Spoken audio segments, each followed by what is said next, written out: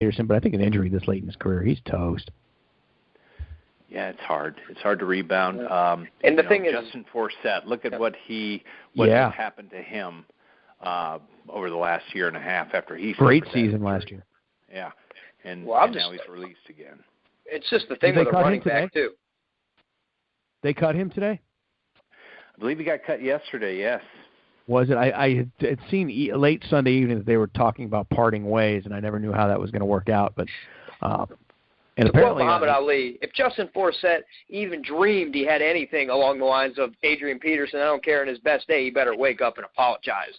But, I mean, I do see what the running backs do hit that cliff and they fall, like a Sean Alexander back in the day, a Priest Holmes, 3 epic seasons, and then all of a sudden just Larry Johnson, plunk, nothing. Larry Johnson. What about Arian Foster? Where does he fall into that conversation? I think he's there now too. These early season, preseason injuries scare the shit out of me, and we were discussing it earlier that to draft a Le'Veon Bell because he's suspended for 3 weeks is one thing. To draft a Rob Gronkowski with a hamstring injury, the guy's 6'7", 250+ pounds, and he's got to run and jump for a living. You can't take players with these pre-existing injuries. Let somebody else do it. I think that's good preseason fantasy advice, is let somebody else take it, because it lingers. Not too often do you hear about somebody coming back a week later and they're fine. Then, Tom, I recall having a conversation with you early summer when we were all getting excited, counting the weeks down for NFL to begin. And there was one guy who probably, I know Peterson went probably in the first round in every draft, but there was another guy that went in the first round in every draft, maybe the first pick in every draft. Whereas you want to talk about people kicking themselves, because you and I both were on the same page that there's a certain guy that wears a Rams jersey that wasn't going to be. Todd Gurley scared the hell out of me. Yeah. Todd Gurley scared the hell out of me just because you're – now, look, and my reasoning was he was going to play on a bad team with no quarterback. But as it turns out, maybe I'm wrong. Now, the Rams are 3-1. Gurley scored 3-1. Yeah, they are. But I don't care to go on the road and win a road game cross country, beating the Bucs or not. You're getting your shit together if you start to win these road games. I really think so. Tampa showed me they're not a good football team by any stretch. I know they played the Broncos, who are very good, but they weren't even competitive. They're not a good football team yet by any stretch. They're not, and I go ahead, Jack. If I would have asked you back right before the draft, if I said you can have either Case Keenum be your starting quarterback or Andrew Luck, what would you have done? That's a no-brainer.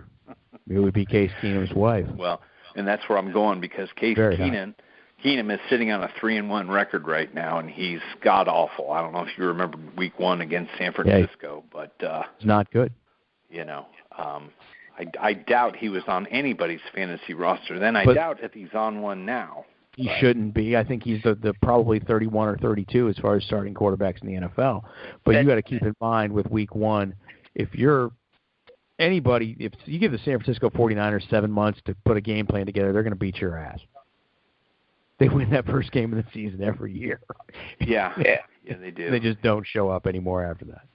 Well, I can tell you one thing as far as the stand up for Andrew Luck is Ryan Grigson. What the hell, Jim Irsay? What are you waiting for? Fire this man. Ryan Grigson has ruined this team. I mean, that offensive line they build around him, or so-called offensive line, and that so-called defense that I watch at 10 o'clock in the morning, all hungover. I can tell you one thing: it's a disgrace. And if I were Andrew Luck, I'd be pissed. But that's how they treat their big investment that I was. That's what they build around him. Yeah, it's garbage. Grigson's done a terrible job. But how much longer? Let's talk about a hot seat briefly. How much longer is Chuck Pagano there? Joe, when you were hungover, were you drinking Bloody Marys? Not a tomato juice guy. Never been. Make an adjustment, dude. You don't know what you're missing. So it's Sunday morning. You're Chuck Pagano. You're in London. Do you think that you're coming home? That's a game that I think that if Gus Bradley loses, he might not be coming home. Very good possibility, especially the way that game turned out, where Jacksonville jumped out of the gates to a big lead, and Colts almost came back and won. I think if the Colts were to complete that comeback and come back and win, I think Gus Bradley is told that he needs to find another ticket home from London. I think there was a certain Raider coach that came out of London 0-4 and didn't take the plane ride home with the team. If you remember Dennis Allen a couple of years ago, they shit-canned him after losing to Miami. Well, I got to be honest. I'm one of those that drank the Blake Bortles Kool-Aid this summer, because I thought that what they were doing in Jacksonville, they built up, they had obviously Allen Robinson, Allen Hurns. They acquired Julius Thomas last year. Marquise Lee was going to get himself healthy. And then they started, they picked up Chris Ivory. They have Yeldon, who in his second year, you think maybe he would start picking up the program. And then what they did on the other side of the ball with that defense, I just thought Jacksonville would be the team on the rise this year. So, I'm a little concerned. It's tough, and this is why the NFL is so awesome, because who knows what the hell is going to happen. I was on the leaning towards the direction of Jacksonville being on an uptick. I like Blake Bortles. There's nothing wrong with Blake Bortles. There's nothing wrong with Allen Robinson or Allen Hurns. Julius Thomas, I think there is something wrong with him, which clearly didn't stop me from drafting him in 3 leagues. That Jacksonville defense might be a problem. I don't know that team's going to win 4 games this year, but I don't know that the Arizona Cardinals are going to win 6. These teams have to turn it around right now if they have any playoff aspirations. Arizona might be fortunate because that division is going to likely come down to them and Seattle. I hate to sound biased. Go ahead. I hate to sound biased, man, but I know I'm taking a page out of your book. But the Seattle that laid waste to my New York Jets, who, by the way, here's the hot pick of the week, everything on Pittsburgh, it's a guarantee, almost a guarantee. This team, I mean, they suck. But going to my point, Seattle looks like they're a team, though, that could very well be poised to take care of that, to run away with that division, being how the other teams have looked. I think Seattle from top to bottom is the best team in that division. Yeah, they might be the best team in the NFL in a couple weeks. Yeah, the defenses, they're all over the place this one. I mean, Ryan Fitzpatrick, I could get a youth football team to pick that guy off right now. I just don't understand how a team like Pittsburgh could look so awful against Philadelphia. 34-3 in week 3, and then just pummel Kansas City on Sunday night. So that's what good teams / good organizations do. They don't come out and fold like bad organizations do, like the New York Jets. They don't come out the next week after getting embarrassed and play like shit again. Good organizations that have good coaches and good quarterbacks and good players come back angry, and they lay it on the team they're about to play. That's what they do. You pointed out the answer right there, and I actually heard Bill Cowher mention it on Sunday Night Football before that game. Cowher had said that experienced coaches, and he was referring to Tomlin, are going to look at who needs help and where they struggled and why. And if you need help in the secondary, get them help in the secondary. If you need to take some pressure off the linebackers, he was discussing about making all these good adjustments. And Cowher's probably right. I'm sure that Mike Tomlin and his staff sat down, made the right adjustments throughout the course of the week, and sent a more confident football team back out there and put them in a better position to succeed. And they absolutely kicked Kansas City's ass.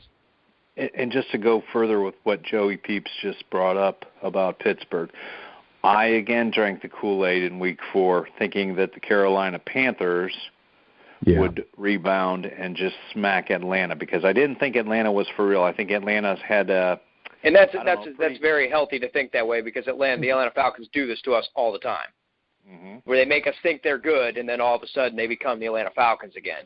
Well, yeah, they had. I think they started. Didn't they open up with Tampa Bay, and then they play did. Oakland, they and then they played New Orleans, and really, I, as much as I think Oakland is an upstart football team, they did go to Oakland and beat them. But I had reservations week 4, thinking that, Ron Rivera is a pretty doggone good football coach, and I thought that they were going to go into Atlanta and just pummel them, but. That kind of, Tommy, brings me into what I think we were discussing earlier regarding Cam Newton and the hits he's taken. Hits that he's taken the first couple of weeks of this year. You're right. And going back to our first show after the Thursday night, it was a Thursday aftermath show. Mr. Peepers over here and I discussed Cam and how much longer he's going to be able to take this beating. The game plan has been written. The blueprint has been laid out for beating most quarterbacks who can lay back and beat you. The New York Giants laid it out, said this is how you beat Tom Brady, get in his face, pressure him. Peyton Manning, pressure him. Any quarterback, pressure him. But Cam can move. So you pressure Cam, he moves. When he moves, you've got to hit him and hit him hard. And Denver showed you, and they came out and did it again that Thursday night. I don't think Cam physically is going to make it through a season. Well, I hope so, being I spent a second-round pick on the reigning 2015 league. Why he won't make it. Yeah, I know. Everything I touch in fantasy football turns to shit. Complete shit. You rubbed him right with your gooey. But no, you're not lying, brother. But I don't know with Cam though. You don't think for a minute though that these teams remember the Carolina Panthers taking pictures. I heard someone say this earlier in the week on a show I was watching, and I think they're onto something here. Where remember they were posing for pictures. Cam was dabbing all over the place on these teams after the Carolina was putting it on them. Don't think for a minute these players don't remember that. And they want to get at him and take a shot at him any chance they could get, and not just to put him down, but to hurt him too. They want him to remember. I think that right. week one beating he took against Denver has been lingering for the last 3 weeks because I don't think Derek Anderson came in and played very bad at all. I mean, I believe he moved that team down the field, and that just makes me wonder if Cam has all his faculties right now. I just don't know. Looked like DA actually got him back in that game. Yeah. At one point it was 40-41 to something, and then I clicked it over and was it 41-33? I'm not going to breathe much life into that one because this is a story. I mean, until further notice, this is a bad Atlanta Falcons defense. Has been for a while. Yeah, it is. The Raiders torched them. The Bucs torched them. Every team that's played them this year thus far has torched them. The Falcons are that other team. You got to talk about pressure we talked about earlier in this show. Matt Ryan's another quarterback that has to go out there thinking, well, shit, I gotta put up 48 points tonight or today, or we're not going to win. But guess what Atlanta went out and did in the off season? They went out and they built an offensive line to protect Matt Ryan. You're right. And that's been a big difference for Matt Ryan. He can sit back there and he can look off a couple of his receivers and find the open man. Was it Alex Mack was the big addition? Alex Mack from the Cleveland Browns. Yeah, right in the middle. And you're right. You start to protect your quarterback. Your quarterback can beat you up. You start to let him get hit. Now, who did Carolina lose in the offensive line? Because there's clearly something amiss, or is Cam? I'm gonna pick on somebody else here in a minute, but to speak to the Panthers and how this seems like the whole system is falling apart around him. He's getting hit. He's getting hit when he's on the move. He's getting sacked in the pocket. Well, they become one-dimensional also because they did lose Jonathan Stewart, who is a notorious fantasy football bust because I don't think he's gone through a full season over the last handful of seasons. So yeah, he's shit until like week 12, and then he'll ride somebody to the playoffs and all the way to a championship. He'll have that week 15 blow-up 3-touchdown day. Yeah, I got my feelings about him too.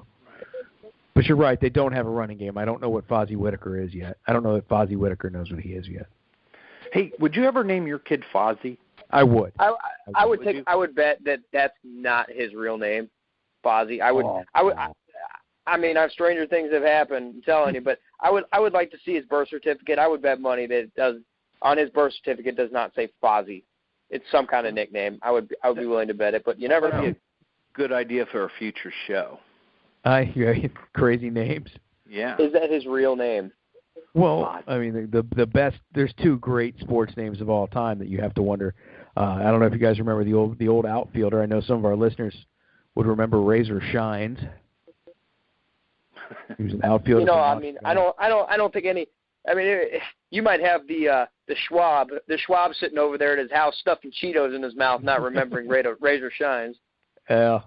Razor Shines was a great one, and so was my the old base coach for the Tigers and the Rays at one point. The Tigers was Rusty Kuntz. How about Jim Bob? Well, we just someone today's NFL offensive coordinator Jim Bob Cooter of the Detroit Lions. Yeah, I just said Rusty Kuntz.